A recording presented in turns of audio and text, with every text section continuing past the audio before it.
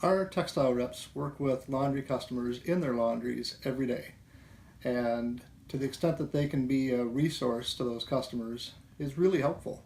They may not know everything that the laundry customer knows, but if they can work together with their customers to find the answer, collaborate on figuring it out, that's a real value to our customer base and makes our textile reps more valuable presenters.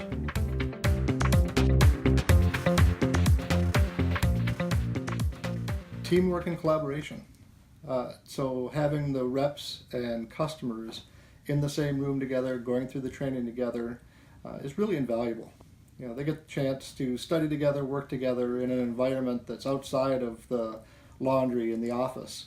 So they have a chance to get to know each other in a different way, work together, collaborate, and frankly, our customers have 20, 30, 40 years of experience. So they're a great trainer for our textile reps when they have a chance to do it.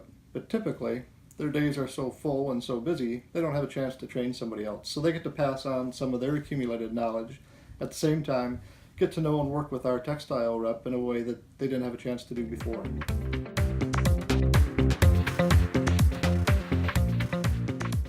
There's definitely a new confidence with our sales team having gone through the training.